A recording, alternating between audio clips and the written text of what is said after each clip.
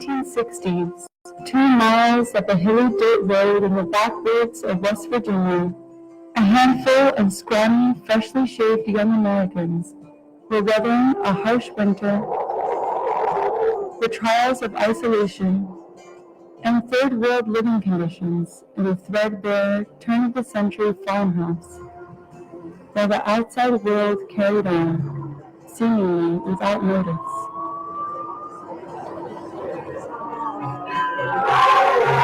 No one could have predicted the far-reaching impact that their austerity would have. Over the course of the next few decades, a community sprang out of those stark beginnings that would go on to cover over 2,000 acres, achieve worldwide recognition and acclaim, and touch the lives of hundreds of thousands of people all over the globe. Such is the story of New Vrindavan, a spiritual place of pilgrimage designed to fulfill the mission of the leader of the Hare Krishna movement, His Divine Grace, A.C. Bhaktivedanta Swami Prabhupada.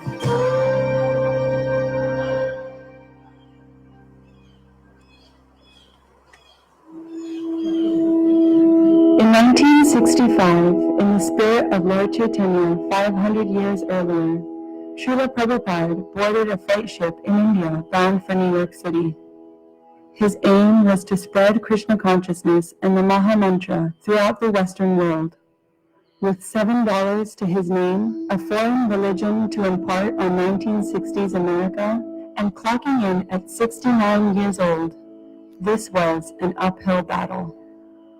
Nevertheless, he spent the next several years empowering a passionate and ever-growing group of disciples as they spread his message from the Lower East Side of Manhattan all across the country. And in 1968, just 3 years after his arrival in New York, 2 of Prabhupada's earliest disciples, Hayagriva Das and Kirtanananda Swami, made their way to a barren, landlocked property in the foothills of Appalachia on the request of their spiritual master to establish the New Vrindavan village. The original home of the community was a 19th century farmhouse, and early pioneers are often quoted as saying, "You could see right through the plank walls." There was no electricity, no running water, and little money for necessities. In the spring of 1969, Srila Prabhupada made his first visit to New Vrindavan, spending a month with his devotees. During this time, he shared with them his vision of what the New Vrindavan community should embody: simple living and high thinking, telling them it is better to live here without amenities, a natural, healthy life. Prabhupada was very appreciative of how the devotees were living a simple lifestyle, because that was part of the essence of the New Vrindavan spirit, was simple living and high thinking. The devotees who were here in those days, they embraced that simple lifestyle. For the first few years, travel to and from New Vrindavan was nearly impossible, making the austerities performed by the devotees all the more potent. There was mud everywhere all the time. It was always muddy as rain, and it was cold. I've seen men cry on that road. I've seen men lose boots on that road. So the austerities were tremendous. Even other temples did not want to come to New Vrindavan because it's so austere. The thing that was most austere about New Vrindavan was New Vrindavan. Everything about New Vrindavan was so unbelievably austere. We did not have hot water for more than the first 2 years I was here. In the dead of winter, we're pouring ice-cold water over our heads to bathe. Despite the challenges, the early pioneers of New Vrindavan were committed to their service, and as the population grew, so did their camaraderie and commitment to purpose.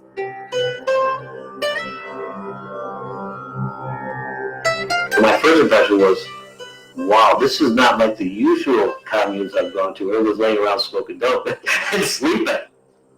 the energy was just very attractive. Something going on here. Krishna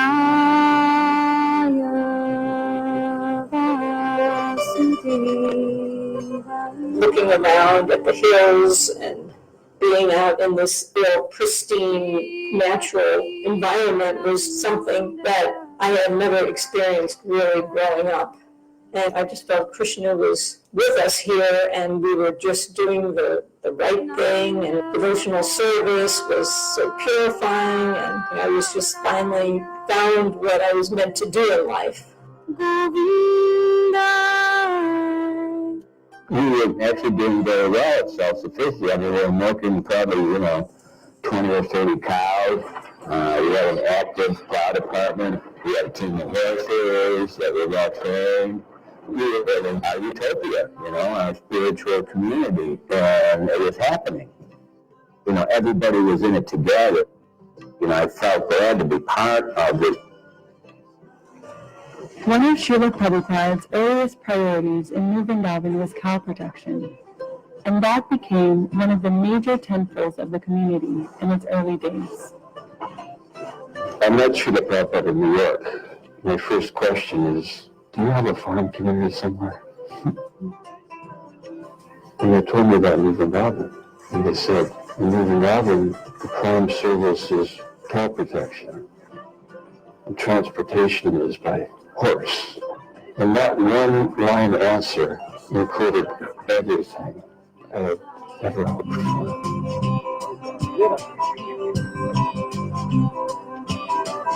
The father was so happy that we were protecting the cows and milking the cows nicely. Because he said in different times and different weathers that cow protection is the main business of moving down.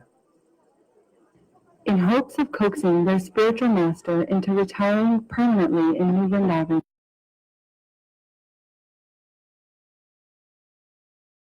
where he could live amongst his devotees and continue his writing. His disciples took up the cause with great enthusiasm, and work began on what would become the defining aspect of New Vrindavan, Prabhupada's palace. I look across the field, and in the distance, I see just a cinder block wall. And I go, what's that? And Varsha Maharaj turns around and says, oh, that's Prabhupada's palace. I am overwhelmed that we have had the talent and ability to even build a cinder block wall. I am stunned. I'm like, what? Despite a lack of proper training or skill sets, the devotees expanded the project over time, learning the necessary skills as they went. And that's how the palace grows. And that's how New Vrindavan grows. By 1974, the community had grown to over 500 acres and was home to more than 50 full-time devotees. Houses and residences were being constructed for the devotees, and while the community grew, Prabhupada remained encouraged. On his fourth visit in 1976, Prabhupada explained to the Vrajavasis, Krishna has given us New Vrindavan. He must develop, rest assured, do it nicely, and your life will be glorious and successful. Unfortunately, it would be Srila Prabhupada's final journey to New Vrindavan before his passing in the following year. The devotees continued their work on this now memorial, and the effort grew more and more elaborate.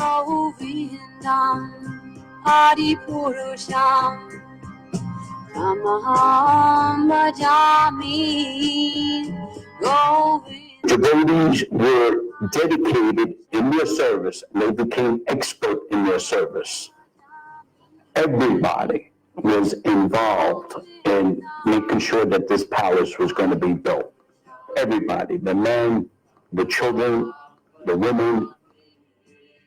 There was no New Vrindavan without the women. The women really put up with a lot more than we did. We talk about washing clothes in cold water. It was them doing it. We talk about having babies without doctors present. They did it. They carried so many of the different services and supported everything else that we did. we all felt like we were doing our part, and it was a big community, so we were all on the same page. We were all on the same mission. Because we were sharing the same austerities, there was a real camaraderie there. I just was really in love with my whole life. It was like I felt like I was in the spiritual world. Dedicated at its opening in 1979 as Prabhupada's Palace of Gold, this ornate, complex labor of love became recognized and celebrated around the world as an architectural achievement, boasting stunning stained glass work, a marble interior, an award-winning rose garden, and much more. The palace was like nothing else in ISKCON that we had ever seen before, with all the gold leaf and the painting and the wrought iron work and the marble and the granite. It was just unbelievable. The palace was like the heartbeat of this community. The palace has become one of the most visited tourist attractions in the state, and more importantly, a symbol of the commitment to cause inspired by Srila Prabhupada in his disciples and in devotees around the world. After the Palace of Gold and after the building of the temple and the guest house, many devotees began to flock to New Vrindavan to live here and to work here. It was like a boomtown.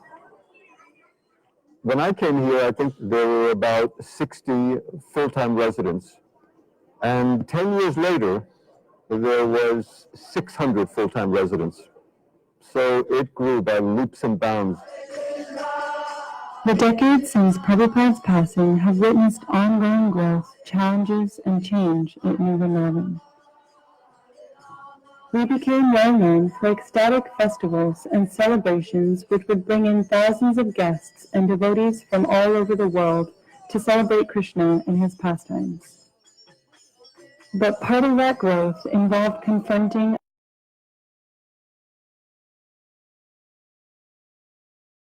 a misinterpretation of philosophy. The community faced serious adversity through the 80s and 90s and was forced to reapproach its methods and work through the painful setbacks caused by those missteps during its early days. It's important to identify, the negativity in the past, even if it's, the recent past or the distant past. But we've all collectively reached, new levels of maturity and understanding, and overall, we're all ready to be okay. Here we are now. What are we doing?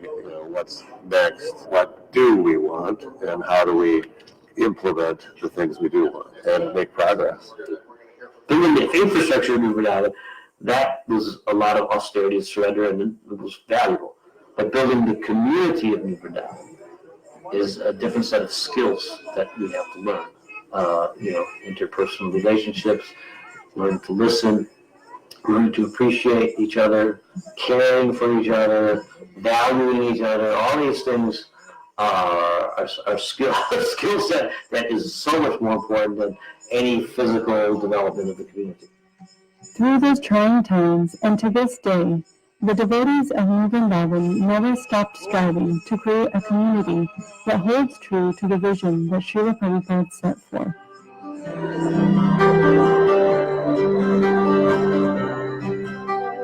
In addition to its famous festivals, New Vrindavan continues to serve as a place of spiritual outreach and pilgrimage. Thousands of devotees from all around the world journey to the community every year to take darshan of Sri Sri Radha Vrindavan Chandra. In addition to its continued status as a holy place of pilgrimage, New Vrindavan plays host to tens of thousands of inquisitive secular minds every year, expanding the understanding of Vedic culture and practice, hosting university student groups, holding open classes on the Bhagavad Gita, Hare Krishna, as well as promoting agriculture, cow protection, and farming. The world-renowned Palace Rose Garden continues to delight guests and residents alike, while the Garden of Gratitude provides the flowers that adorn the deities and altars at the palace and temple, and the community garden produces fresh, organic produce for the deities and community lunches. Recent years have witnessed the continued advancement of Eco Vrindavan, an organization founded in 1998 that focuses on the agricultural needs of the village, including tending to the many acres of farmland and, most importantly, caring for the cows in the community goshalas. Krishna's contented cows in Vrindavan give 25 gallons of milk per day, which are then used in the kitchens for offerings for Shri Shri Radha Vrindavan Chandra. Through all the years of austerity and hardship, Vrindavan has persevered, never failing to offer a holy place of pilgrimage for Krishna's devotees. Today, the pioneers, second generation, and newcomers strive to keep New Vrindavan moving forward while holding Srila Prabhupada's message of simple living, high thinking at the center of it all. It's the efforts of these residents that has kept New Vrindavan going and growing into 2018 when we celebrate its 50th anniversary. And of the many thousands of self-governing villages started in America in the past 50 years, New Vrindavan is proud to be one of only 5% that still open their doors.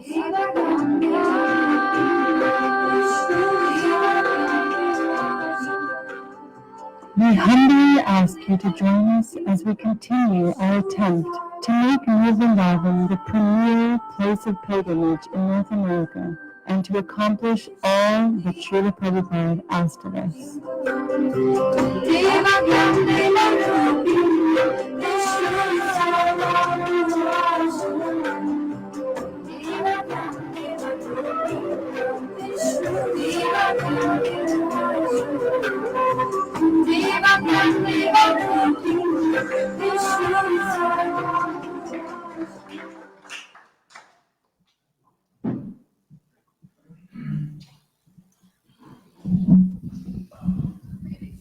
You got to come back, Tejo, this afternoon, okay?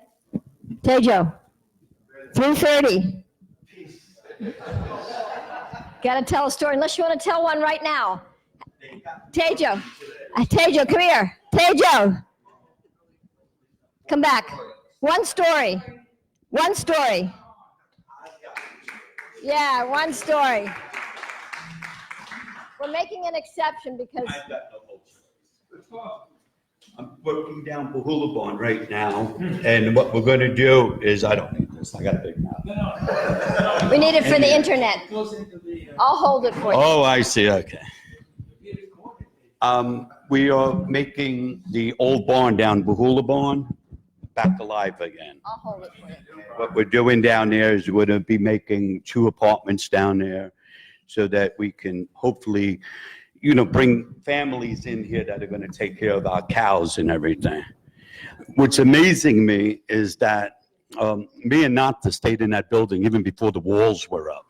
Bhaktipad had us living in there even before the walls were up. And there's a stone wall that I built like when I was 20 years old that's still standing there. Wow. And I'm down there today digging ditches. So Okay. God bless you guys. I love you. Anything about the palace? Nice to see Rishi, everybody, Jaya, Rosalila, Nicho, I love you. You know that. I love all you guys. It's been a God blessing. That's all I can say.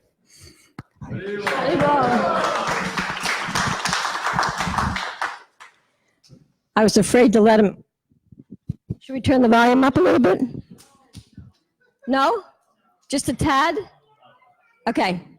Is that too loud? Okay. I was afraid to let him go because he never comes to these events ever. So, I telling him to come back was like, maybe good luck, probably not.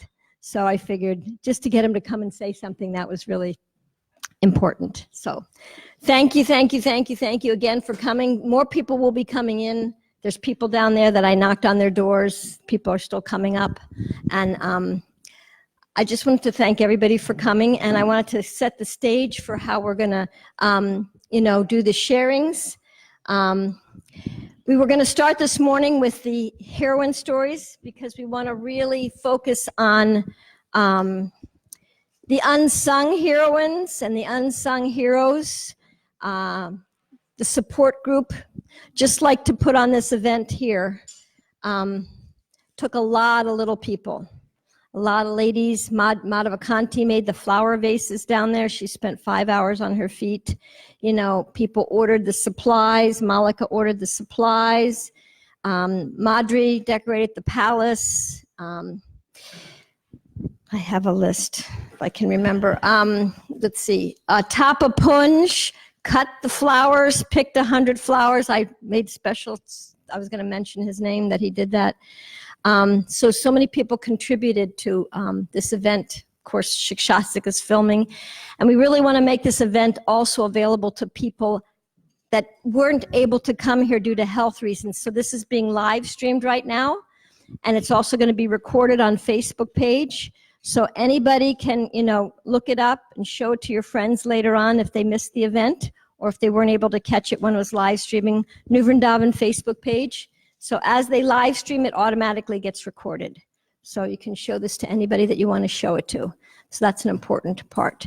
We're also going to be focusing, you know, New Vrindavan, like she said on the film, we have so much history and there's so many different things that we could talk about. And we want to focus on building the palace because that's what this is about. And also we want to focus on the light and the lighter moments and the positive stories. And if anybody has any, you know, things that come up that really hurt their heart, you know, we can talk about that maybe over lunch. But, you know, we really just want to kind of put out all the appreciations for all the many people that came. Now, because the women were really in the background, and the women were in the background a lot of the times, but they were a big support group. They helped so much. So we're starting with the women this morning, and if there's any younger people can also share. Women and children first, right? We're switching the paradigm. And the way we're going to do it is we'll have a person come up, or they can sit in their seat if they don't want to come up, but however we can do it. And we want you to share a story about somebody else first before you share a story about yourself. So you share about somebody else, somebody that you appreciated. And this morning we're going to be talking about the women, and men are allowed to share, but we request that they share an appreciations of the women as much as possible. If we run out of time, then we can, you know, go into the next mode, but we're just trying to put the women and the children first. And you can share about children also. So that being said, I wanted to share about two women that just came to my top of my head that aren't here today. The first one is Mother Katila. And I just wanted to say that she really held the women together. She held us together. She kept us together. She engaged us. She listened to our problems. I hope she's watching the video, or I hope she gets to watch the video. She was our sister, our friend. You know, she was in charge, and she took charge of a lot of things, but she just did it with such kindness and compassion. She really helped us. And anybody else can add more stories about Katila. I'm just starting the ball rolling. And one other woman I wanted to share about was Mother Rupa, because she's not here right now, and she's her health isn't very good, so she can't travel. And I hope Mother Rupa's watching too. But Mother Rupa was a hard worker. And in fact, as women, any woman can contest to this. To survive in New Vrindavan, you almost had to be a man, right? You almost had to work as hard as the men to survive New Vrindavan. Am I right? Right. And in fact, we worked as hard as the men, and we took care of the kids and the husbands at the same time. So I think we worked harder. So Mother Rupa, that is light. And then Mother Rupa, you know, she was just such a worker. She was right there with the men. She was working in the mold shop. She was famous for her, she wore white, but it was never white. It was always pink and red, because she was doing all the molds with the red dye in it. So, and we wore our saris, gosh, and they were just, you know, usually our saris were pretty messed up. If a farm devotee went anywhere, they knew that you were from New Vrindavan, because you had green boots and you had, your saris weren't so fancy. So Mother Rupa worked really hard. She put her life and soul in this community. She really gave so much of her time, and a lot of, you know, the molds at the palace were because of her. So those are the people that I wanted to start with. Now, I want to really open up the floor to the women to speak about women and children. Let's say one thing about the children. The children, they worked also. They were part of a lot of our marathons. And I have a video clip this afternoon which shows the children carrying stuff. They were like, you know, what can we do, and hanging around. So yeah. So what we're doing here, we're having the women and children speak first. So anybody who wants to open up and speak, we're going to talk about women, and men can talk about women, but we're going to start with the women talking about the women. So please, who would like to be the first one to open up besides me especially about, you know, New Vrindavan and the palace? How about Malika? Tell us about the windows, because I'm afraid you're going to slip out the back door. Yeah, this is my life. Woo! You can just put your stuff down there. Yeah. You want to hold the mic? Go ahead. Okay. Hare Krishna. So, actually, in the 40 years, New Vrindavan had a lot of ages and stages that it went through. So I was here, I came June of 79, and I left July of 84. So speaking about someone that we want to glorify, I actually have two people. I did get to go out on, I'm pretty sure I remember it was a Christmas marathon with Kunti Mataji. And so that was wonderful, wonderful. We lived in a little pinto and made chapatis in the laundromat of the girls' college dorm. And, you know, we saved every penny. You know, I was trained up right. And then the last year I was here, actually I think it was like October of 83 till I left July of 84. I got to help Ladini Mataji down at Bahulaban with Lord Jagannath. And then the last thing I did was assist a little bit with the Snanayatra, and that was so wonderful. So Sukhabaha did kind of get me prepared to say a few things. And I was thinking, what will I say? It was the best of times. It was the worst of times. You know, it was, you know, a wonderful 5 years. When I first came, what was her name? I think it was Viduttama, was working the washing machines.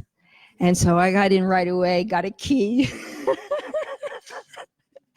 Kind of make sure your laundry gets done, you know, get down the bare necessities. And we were putting the Skyview in, which was it was the bar. And then we found out Rose was actually related to the guy who, I think it was her uncle, owned Skyview.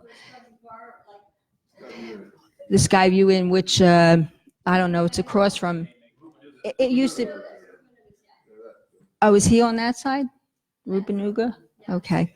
Yeah, because then it was Megamala's gift shop, and before that it was the stained glass studio. And So I came in at the tail end when I saw the video.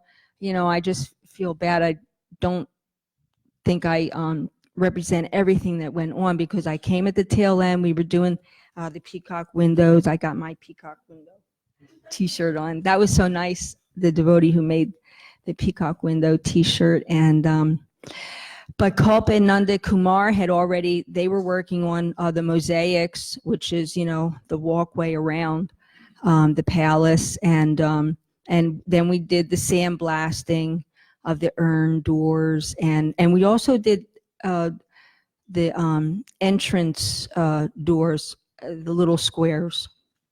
Are they still there? I think somebody told me. Please forgive me. I've actually not been up there too many times. So, mostly of the 5 years that I was here, we did work a lot on the skylight. I mean, in the temple building. Yeah. Because the palace, like I said, June we got here and September it was open. And so we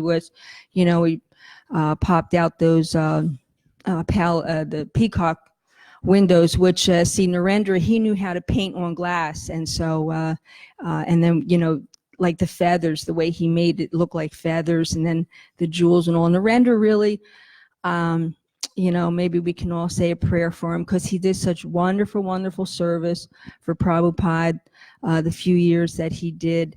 And he just, it did such marvelous designing and like that. And and also, mention, that's all I know. That's all I kind of remember. Kalpa Vriksha and Nandan. Garuda Vahan was here. I don't know if he was involved with any of the last minute stained glass. And that's about all I can remember because it went real quick. But I love New Vrindavan. And speaking about, having to be tough, I remember one day I had to walk. I was walking from Bahulaban, and then, the sky view in is right before the palace. And it was winter. Thank goodness it wasn't snowing, but still it was cold. There was snow on the ground. And I was walking up the hill, and some brahmachari passed by in some kind of truck, and he didn't stop and offer a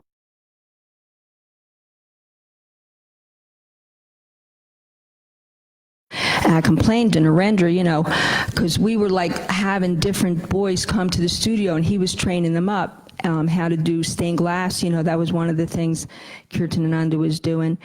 And so I complained, next time so-and-so comes, he's not allowed to, I don't know, whatever. Maybe I was making cookies for everybody, and so I say he's not allowed to have any cookies, something like that. And then I found out, Kirtanananda was actually listening in on the phone conversation. And he told Narendra, your wife is such a card. Yeah. But I was like,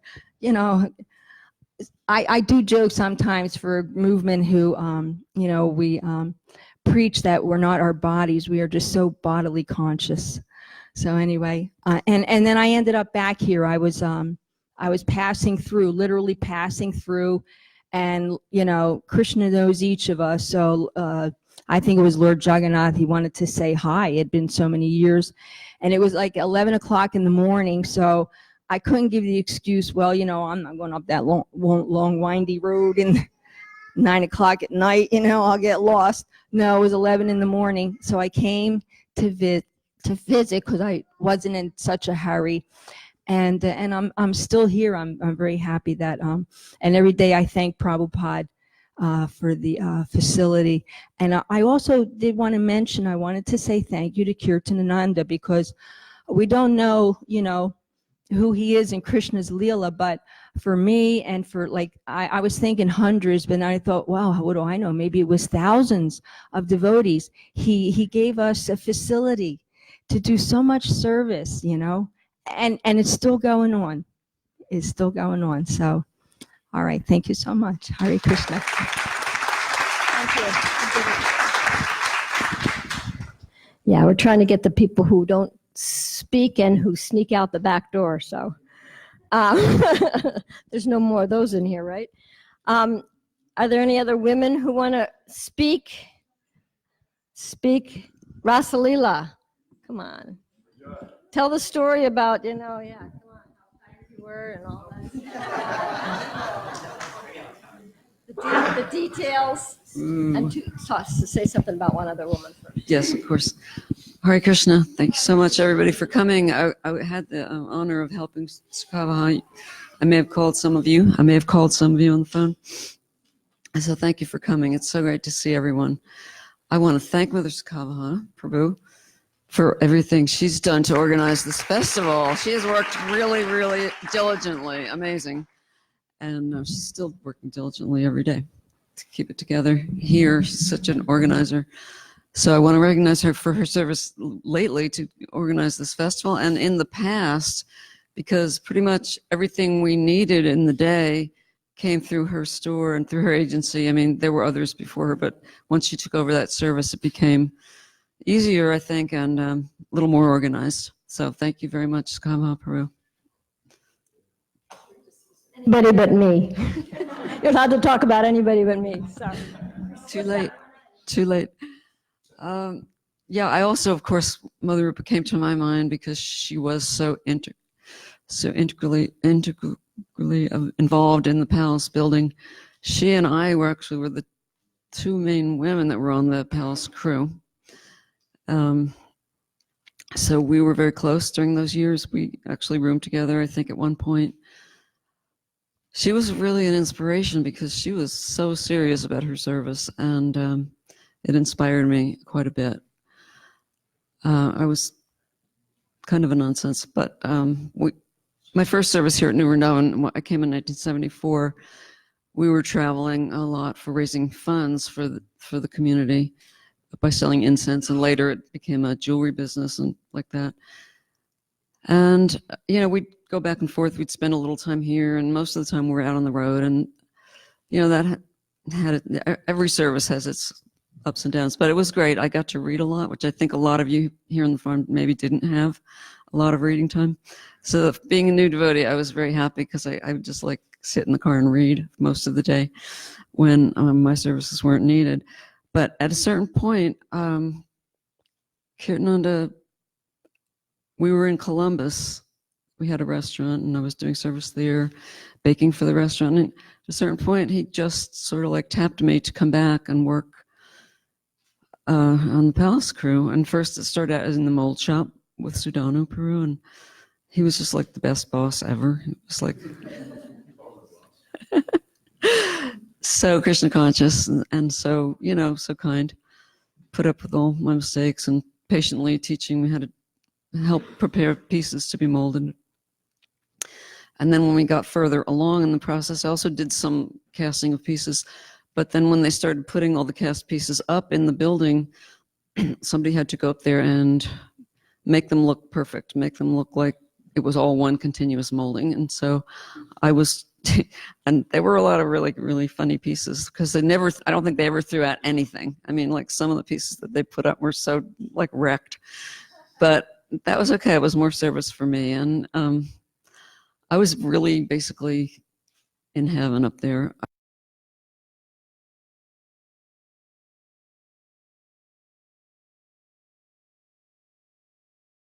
Focused on getting the palace built.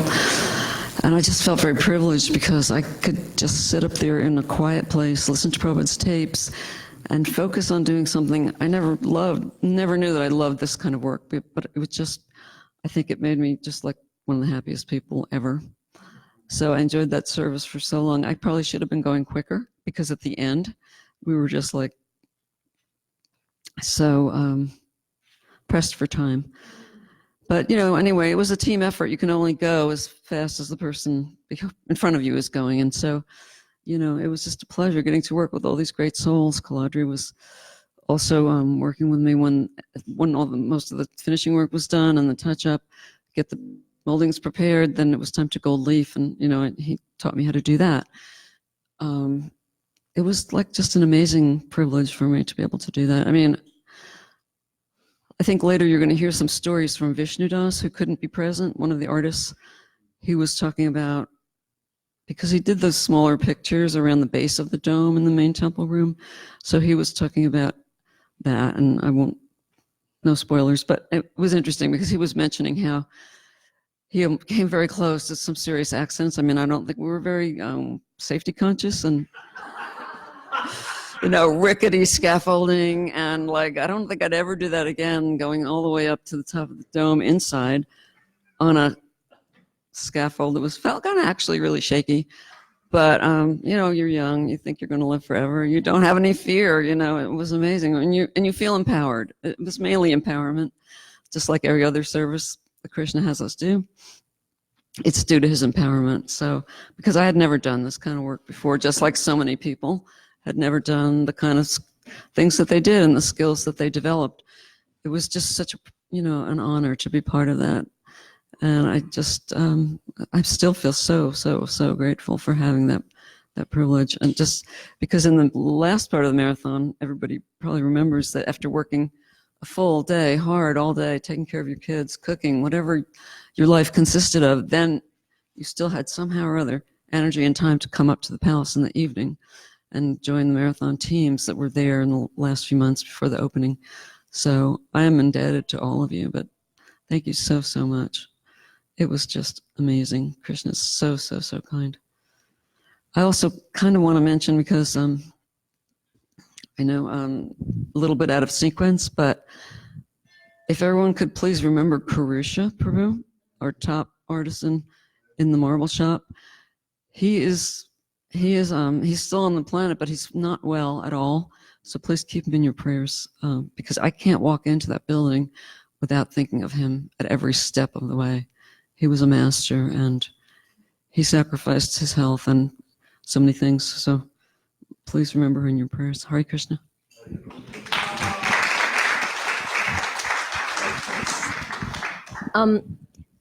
I wanted to ask if Gunya Rapini wanted to say something, although I know you didn't specifically work on the palace. Do you want to say something? And then maybe Vijaya. No. Anyway, yeah, sure. Just about the early days. You got it. Hare Krishna. Okay, Hari Bo. I was here in New Vrindavan. I defected from the roadshow with Vishnu Jan towards the end of July in 1972. We rolled in off the buses. Shlavati was there, and Varanasi and Bhakta Heidi.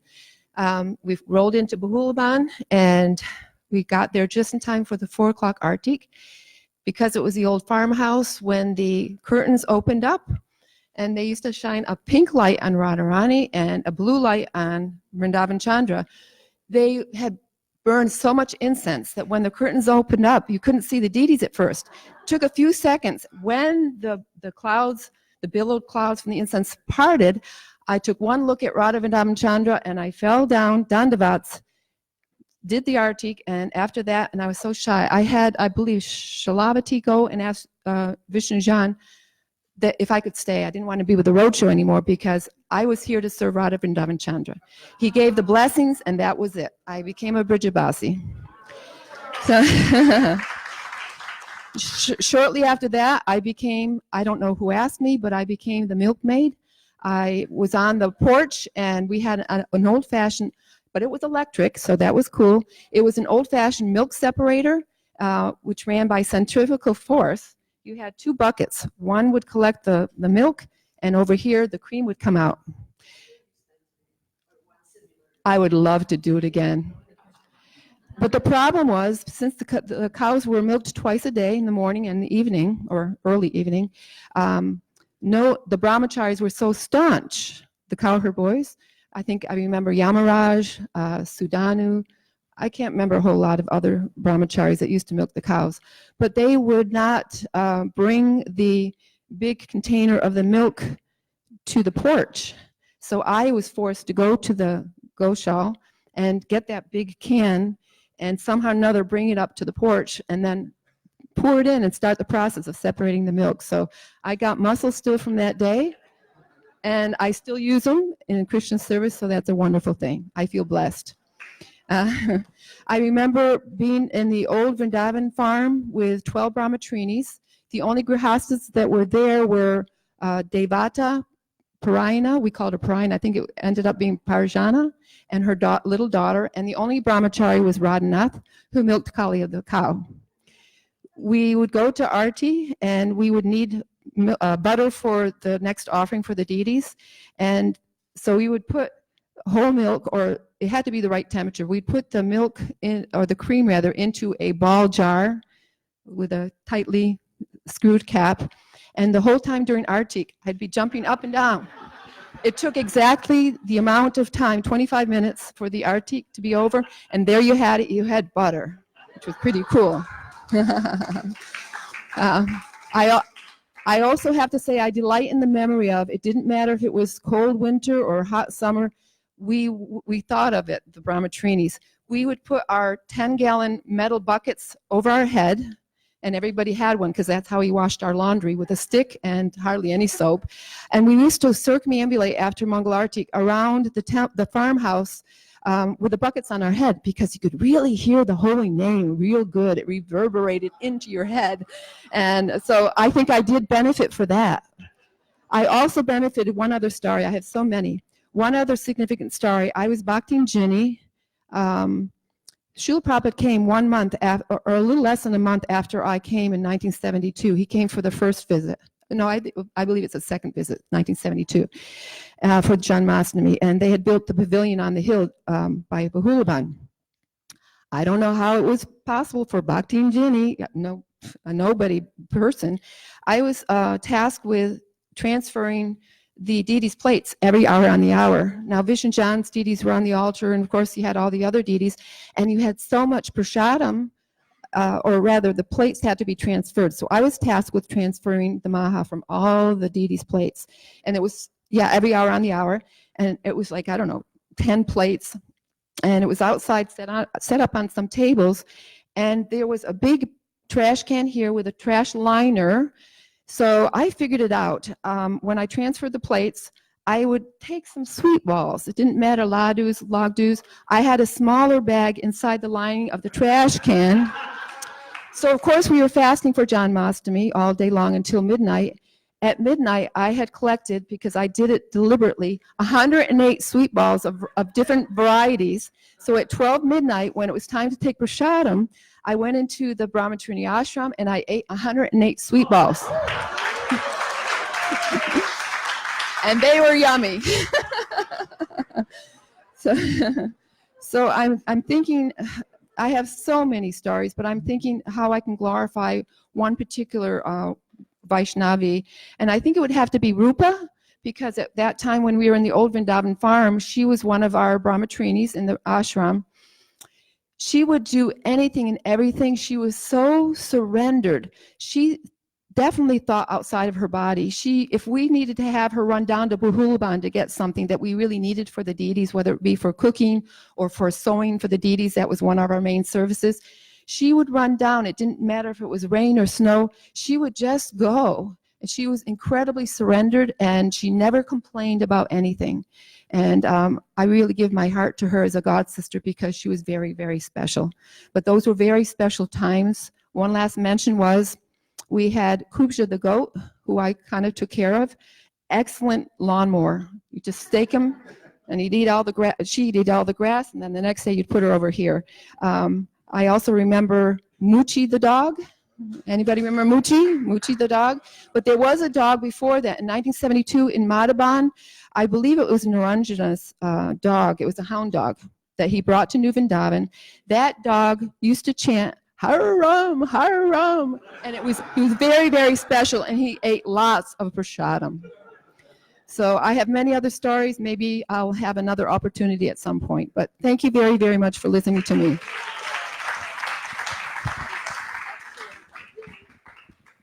Okay, we're going to take volunteers, and if no volunteers, I'll start picking more names. Pick? Come on, Vijaya. Yay! Woo! She was my first neighbor, and she taught me how to get up really early in the morning. And I still get up early, but, you know, there's a period when I didn't. But anyway, that was all her. I want to thank everyone for letting me come here. We've worked so hard together, And how could this beautiful palace, we were all waiting for Srila Prabhupada to come, but unfortunately it didn't happen. But we all worked hard. We took care of the children. We cooked, went on Sankirtan. The mothers, they left their children and, we took care of them. But, oh, okay. But I just remember everyone working so hard, day and night. And I would get up maybe just to go to the bathroom, and I'd go across, and there was some devotee, in the wood shop working, at night, during the night. And still chanting Hare Krishna, getting up, chanting, and following everything that Prabhupada wanted us, to do. And we built this beautiful palace, and my mother came, and she went into the palace, and of course she knew that Prabhupada wasn't there, but she said, I can actually feel Srila Prabhupada there. And I thought, yes, Prabhupada is there. And I just want to thank everyone for letting me, have your association, because I love all of you. I think about you, and I only have good thoughts of New Vrindavan. Thank you.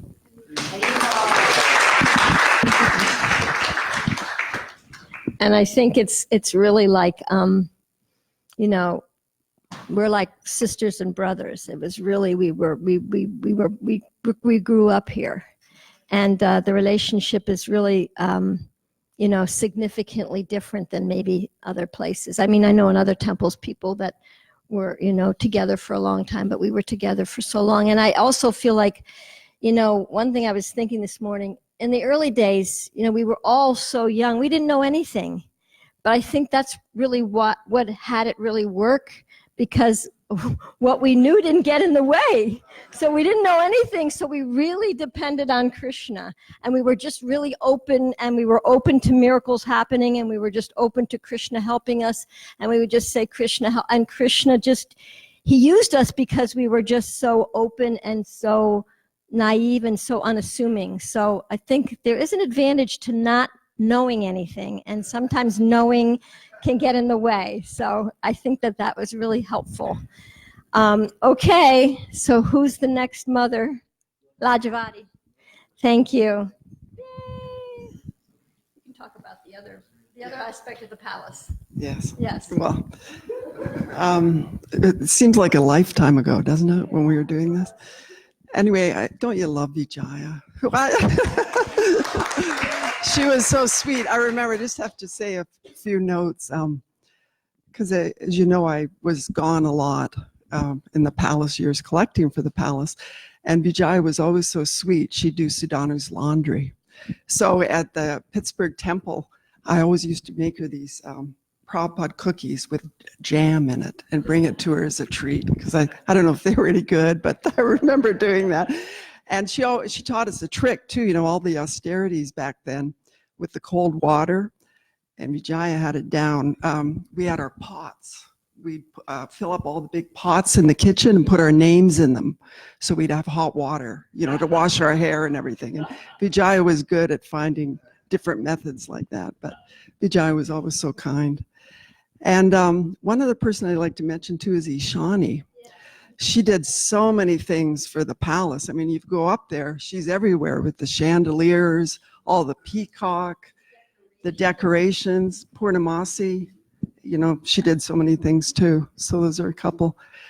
But that was one of the impetuses actually for going out on Sankirtan, was the building of the palace. You actually felt like you really had a mission. You wanted to do it. And I was actually one of the fortunate ones, because I got to do both, be a farm girl part of the time and do the palace. So I was lucky. I was Sankirtan, and I were one of the first tour guides of the palace too. And that was actually my favorite service of all time, when those buses rolled in and you got to show them the palace and tell them how people in their 20s who didn't know anything did this. That was just fascinating, just fascinating. Anyway, thank you for letting me speak.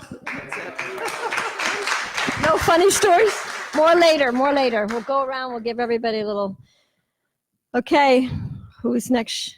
Shabavati, come on, you got some old stories? Come on. Yay!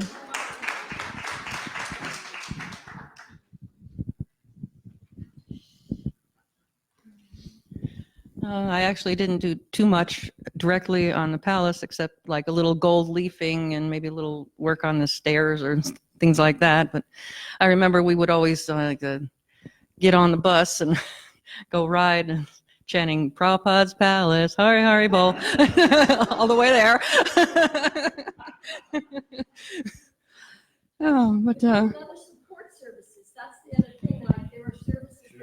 Yeah. Well, a lot of times. Wash every pot.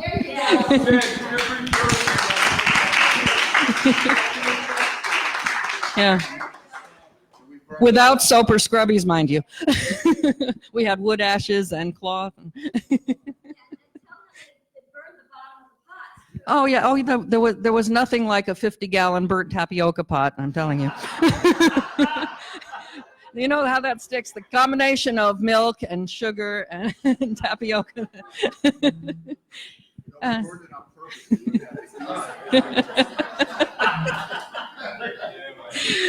Oh, yeah.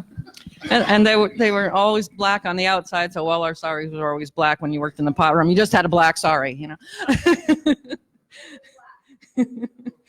Okay, so well, just one other story about how New Vrindavan was like. You know, it's just when I was living in the Madhaban for a long time, and I would cook the devotee prasadam there, and then they'd take me in the back of a pickup truck. Of course, women were not allowed to ride in the front, even if there was room.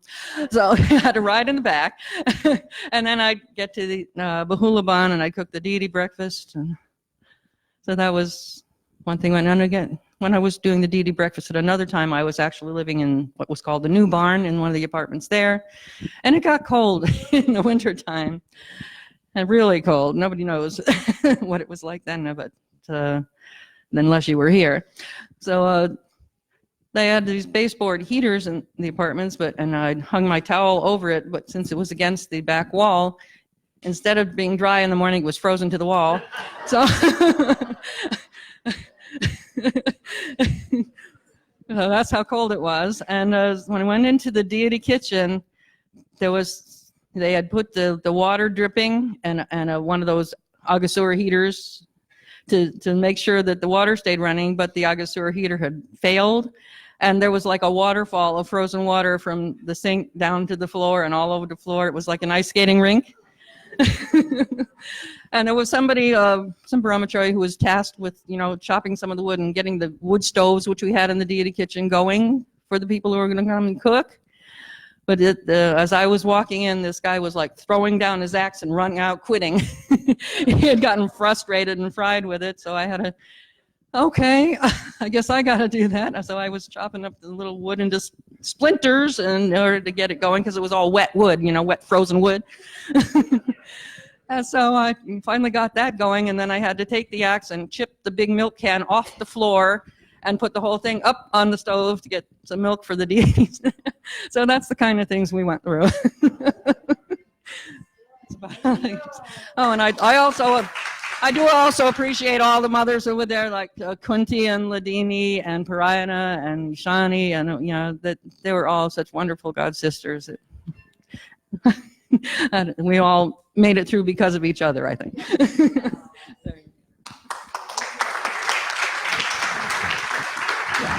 And she's right. We did make it through because of each other, because none of us could have done it by ourselves, but the fact that everybody else was having the same austerities really made it doable, and it really created a camaraderie. I think Varshan Maharaj said something about, it's almost like the camaraderie that men feel when they're in the war together, because we were battling against Maya, and we were just trying to remember Krishna in these really austere conditions. And, just the camaraderie, has made us really a nice family. So thank you for sharing. Those were good stories. Gopa, yay.